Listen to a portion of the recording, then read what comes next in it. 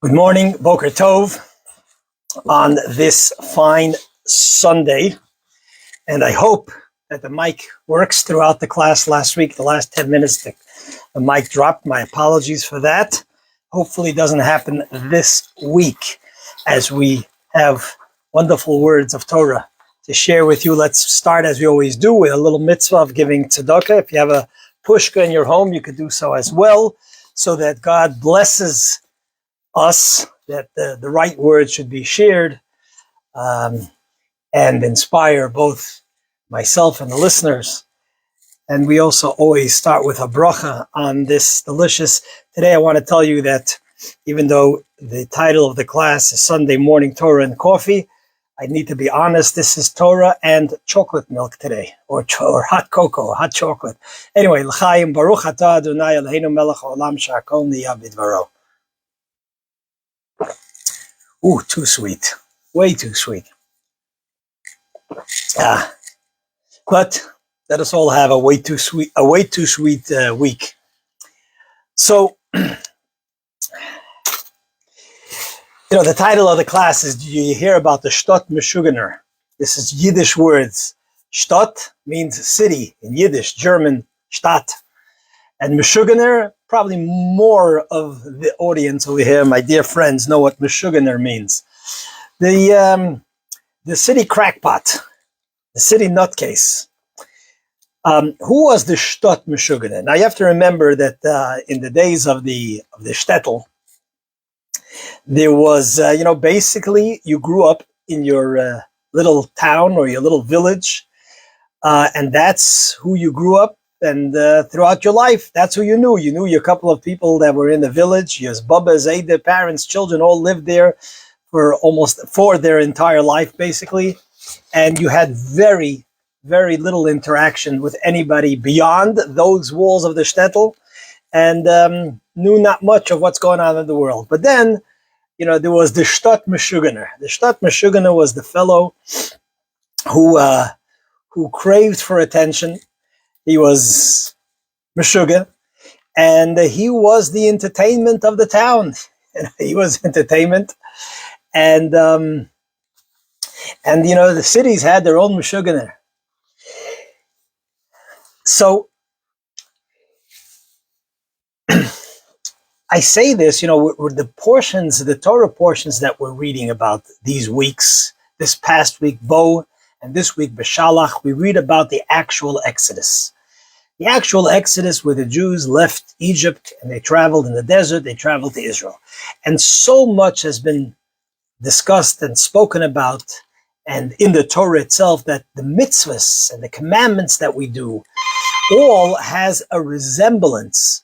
Not a resemblance, not the right word. All sort of reflects our own personal going out of the Exodus, going out of our own Egypt. The word Mitzrayim, as mentioned often, means boundaries, and we all have our boundaries, our addictions, our mishigas, the Shtut Meshugener, that we've become locked in, imprisoned, or even addicted to. So there's a story talking about on the lighter side of the Shtut Meshugener. There's a story told with the Rebbe Maharash. He was the 5th Chabad Rebbe in the dynasty of Chabad Rebbes. And in the shtetl of Lubavitch, there was Yankel the Meshugener. He was the Meshugener of Lubavitch. He would provide whatever entertainment, and that was sort of his addiction. The more that he could entertain, the more he could get people amused and so on. That was his whole life. And one day, from the neighboring town, Shmerel the Meshugener from the neighboring town, visits Yankel the Meshugener in Lubavitch, where the Chabad dynasty was at that point being led from the city of Lubavitch. And he says to Yankel, Shmerel the Meshugener says to Yankel the Meshugener, that, over here we both have small towns that we perform our very important task of informing people of whatever news we get from each other and whatever entertainment and mishigas that we provide. We are, it's an important job that we do, but perhaps we could start a partnership, you and I, and go to one of the big cities where we could broaden our reach, our influence.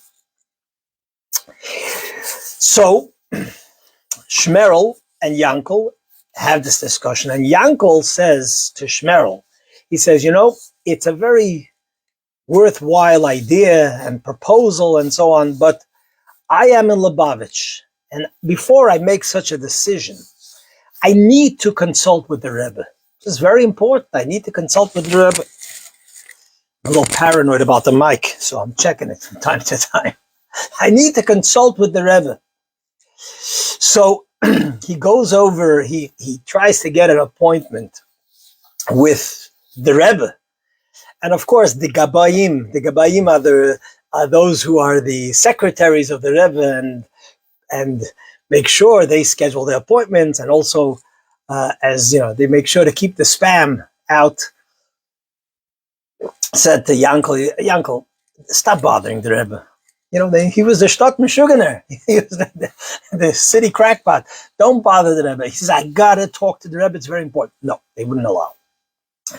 So Yankel, not being deterred, one day when the Rebbe went out and, he had to go out to some destination, Yankel decides to run up quickly to the, let me put this on Do Not Disturb. He decides to run up quickly, jumps onto the wagon, and he says, Rebbe, I have an important question I must ask you. The Gaboim, who did whatever they can to protect the Rebbe, jumped up and they wanted to grab him, pull him away. And the Rebbe says, leave him, let him ask his question. And he goes ahead, he asks the question. He says, Rebbe, I have had this job and I've done so faithfully for many years. I'm the Shtut Meshugener of Lubavitch. But I got this amazing offer to go to the big city and to become the Shtut Meshugener in partnership with Shmerel in the big city. What should I do? Stay in Lubavitch, or should I move up and go to the big city? The Rebbe responded to him and he said, Yankel, your job is here in Lubavitch. Stay in Lubavitch. The Rebbe said, stay in Lubavitch. Finished. He's a loyal follower, as Meshuggah as he was. Hasidim, the fathers, disciples of the Rebbe Marash were so impressed, and they asked Yankel the Meshuggah, he says, where did you come up with this idea to ask the Rebbe the question and to jump onto the wagon and to avoid the Gabayim? So Yankel answered an answer that's become known in Hasidic sort of circles, lexicon. He says like this, Meshuggah binich, I know I'm crazy, aber seichel, you got to use it. Seichel darf men haben. He says, I'm nuts, I'm crazy, but I'm not stupid. You got to use your brains.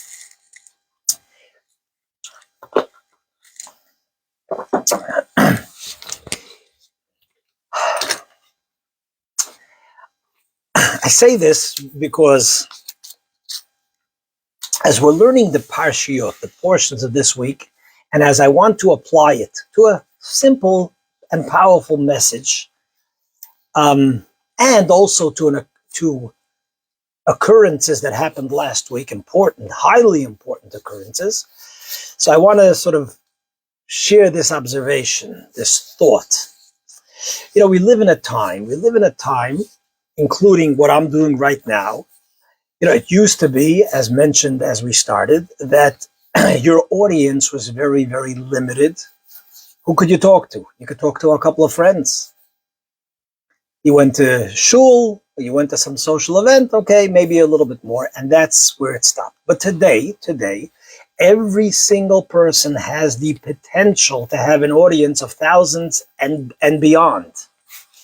And that in itself creates this sort of Shtut Meshugener syndrome, where you become so attached and so so addicted, or this need of feedback and likes and who is watching you and how many people are watching you, that you have to come up with more stuff and even greater stuff, and you have to expand your Shtut Meshugener reach to go to the big city, and as a result, we don't share. The influencers don't necessarily share what their principles are and what's right versus wrong. It's all about how can I expand my reach and get feedback and so on and so forth. And the result being is that, unfortunately and sadly, often people share things they shouldn't share, and often people develop these followers, this following, just because they're good at what they do. They develop this following that's not based on truth. It's not based on morality. It's not based on good. It's just based on the fact that I could keep my following and expand my following.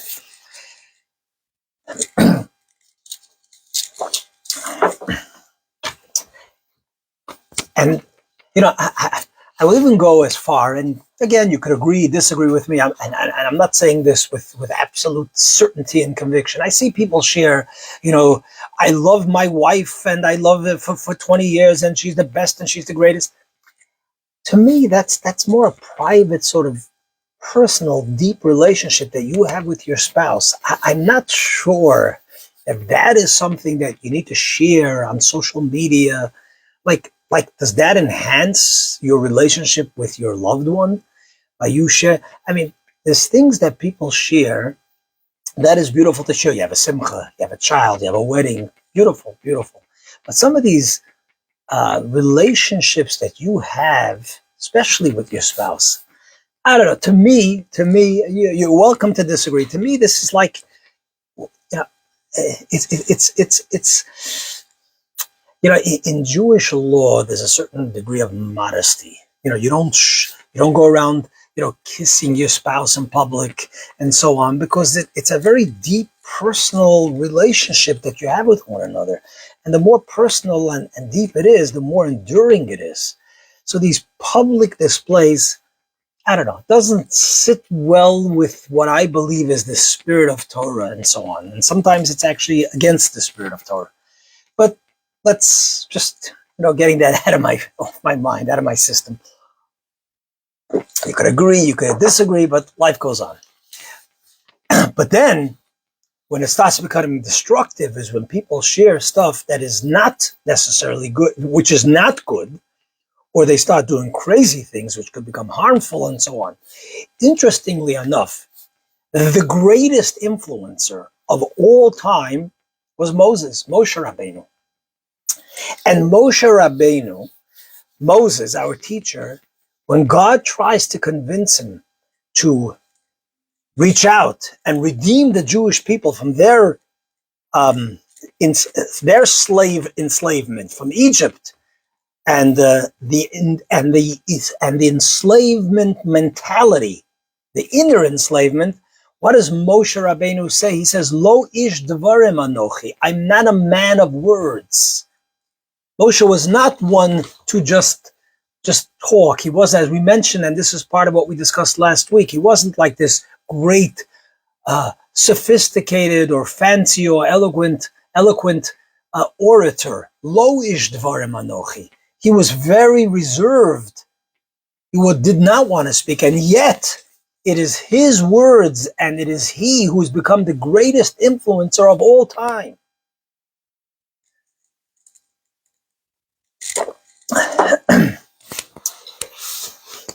If you have today, the blessing that we have, that every single one of us has a sort of social media footprint, is something like everything else that can be used negatively. The more powerful something is, the more it can be used in a harmful, negative way, the more it can be used in a positive way.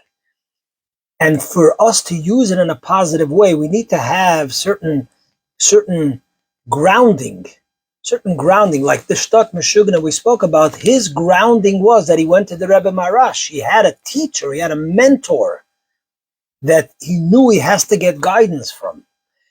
Today, it's imperative that we use the influence that we have. And it's a tremendous blessing. It's like the prophet says that before the Messianic era, the Spirit of God will fill the world. Today we see that. We see that a person could produce a class, a Torah class, something meaningful, and it could be heard from one side of the world to the other side of the world. It's incredible. But Hashem has created the world that there's sort of a balance. For good, there's also negative. So we need to be grounded in holiness. We need to be grounded in a mentor. We need to be grounded to have a proper teacher, as the Pirkei Avot says, Aseh l'charav, have a teacher, so that we use this powerful tool in a holy way. And I want to sort of conclude with with what we just experienced this past week. To me, it was so powerful. And actually, I was sitting Shabbat in the morning, and it like got through, it penetrated. You know, there's a vort. A vort means it's like a saying. There's like a saying. There's an anecdote or a saying, actually. I don't remember from who the saying originates, which of the Jewish thinkers. And he says, you know, the Torah tells us in the Shema Yisrael, and over there it says that we should teach our children. And the Torah expresses itself, and it says, "V'hoyu hadvorim ha'ela al levavchem." These words should be upon your heart. One of the commentaries says something very beautiful, and it relates both to ourselves and to our children, students, and so on. Why does the Torah choose the term, it should be upon the heart, as opposed to in the heart? Bilavavchem. It should say, "V'hoyu hadvorim ha'ela." These words should be bilavavchem, inside your heart. What's the upon your heart?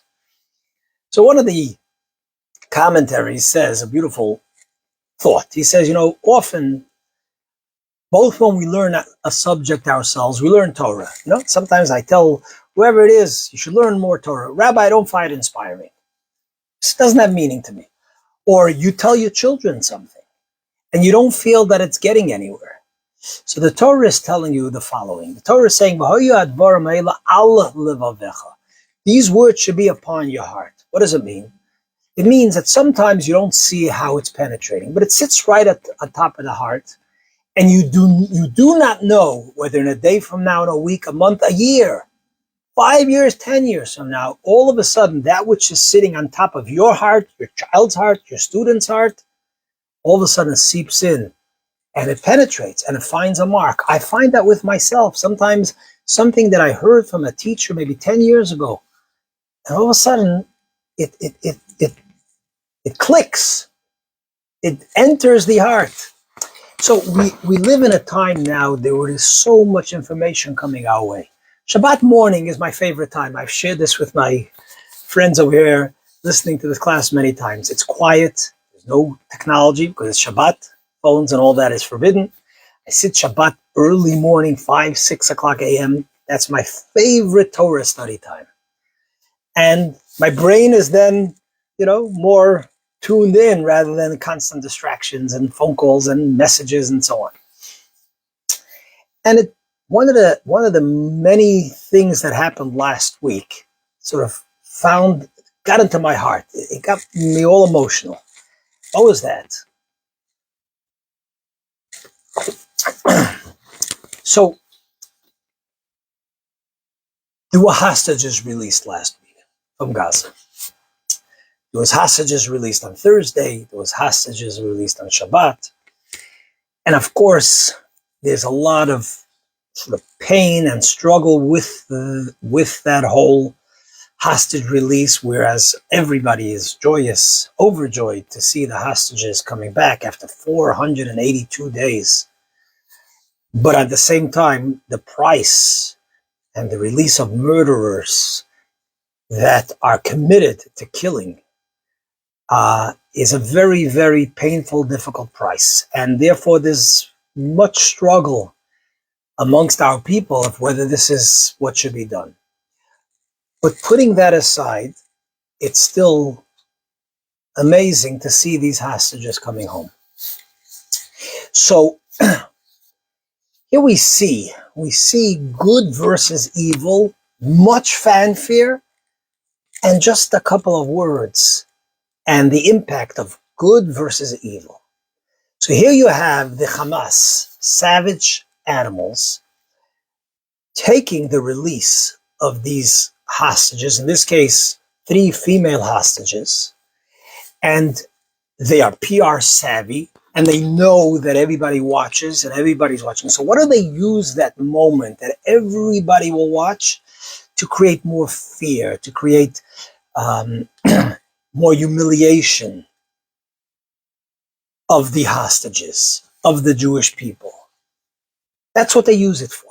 That's what they use that moment of being the Shtut Meshugener, of saying, okay, what's the biggest impact I could have in the most destructive way? But let's contrast this. Some of you know this and some of you do not. Let's contrast this with a hostage by the name of Agam Berger, one of the hostages who was released last week. And here she is sitting on the helicopter, taking her back to our home, to her freedom, after again suffering, which we can't even begin to imagine. I can't watch these stories and videos. I can't watch it. It's so painful. She suffered for 482 days, not knowing from moment to moment what the next moment will bring. Physical, emotional torment. She's on the helicopter, and for those of you who have seen these videos, it's the helicopter, the engine noise and all that. It's very noisy, so they're wearing the protective, ear headphones, and so they have a whiteboard that they're communicating with. So she writes down on the whiteboard. Now, this whiteboard has become the sort of the message, the most watched message. Talk about influencing, talking about using the ability to bring good to the world. This is the most message that will be watched throughout the world of this particular hostage exchange. In this case, Agam Berger. Afterwards, there'll be others watching her. There'll be more other messages, but this one will be the most watched, the most viewed. What does she write? What does she write? If you had a line or 2 or 3 that will capture everything you want to say after such a horrible experience, and on the other hand, you're so relieved and so joyful for your release, what would that message be? What would that message be to yourself, to your kindalach, to your children, to your family, community, to the world? The world has so many opposite views and people supporting, against, and for, and so on and so forth. So this is what she writes. When I post this class, I'm going to share this. She writes the following, and I'm somewhat paraphrasing because I don't have it sitting right in front of me.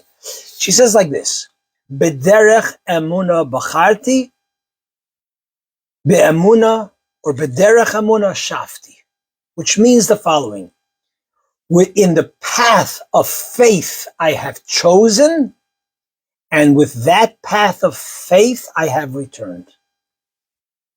And then she says, I love you, Jewish people. I love you, the heroes of Chazal, of Tzahal, of the IDF.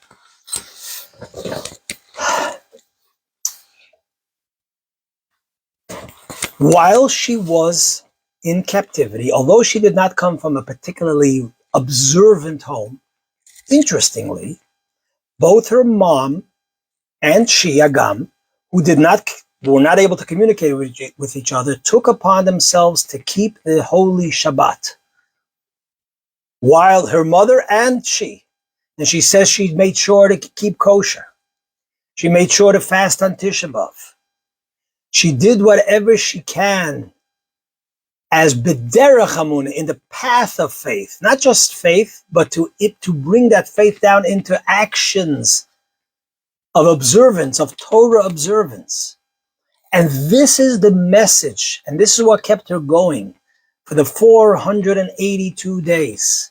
And this is the message that she's sending as she's coming out in those two lines. Others have written, I love you all, thank you, oh, fine.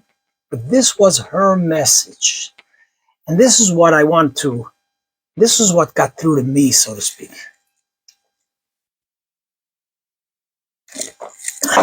Who are we? Who are we? Are we going to allow her message to get through to us? And if I or you had to sum up our ups and downs of life, our own personal experience of Egypt, some in a more horrifying way and some in a more emotional way, and then you want to pass that message in a 1 or 2 liner, both to yourself, to your children, to your community, to the world, what would that be? What would that line be? Often I hear from parents, I want my child to be happy. A 2-year-old is happy if you give them a knife to play with. Is that what life is about? So many questions of what do I want to pass on to myself, my children, my family. And here Agam Berger, in the stark contrast of good versus evil, here the influencers, in this case the Hamas animals and what they want to influence and show the world, and one simple Jewish girl. I ask you, who is really free over here? When Agam Berger lived in that hell for 482 days, none of us want that, and it should never happen to anybody. But she had that derech emuna bacharti. She chose that path of faith, and she lived it accordingly. In that environment, she said, I chose it. All the forces around her were giving her a very different message, were imposing upon her, but I chose. My freedom of choice was not taken away from me. We live, and we are blessed to live in a time and a place, for the most part, where we don't have those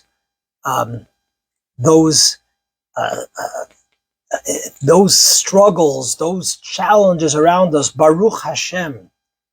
What way are we choosing? What is the way that freedom of choice is not taken away from us? That's one of the principles of Torah belief, is that we have freedom of choice. What are we choosing? Or are we allowing the outside influence, I can't help it, I can't this, whatever it is, are we allowing that to impose what my choice should be? This is the beautiful message from Agam Berger. She should only live a life of happiness and heal from this ordeal in the most blessed way, in the merit of, she was a prisoner we were imprisoned with her and the other hostages. And in the merit of her inspiration and the suffering that she's gone through on behalf of Klal Yisrael, of the Jewish people and all good people everywhere, may she merit to have a refuah shalema. May we be inspired, and by doing so, we're bringing more merit to her. May all the rest of the hostages be freed immediately without the pain that comes with it. Thank you for listening. Please share these words of Torah. Have a wonderful, fantastic, blessed week.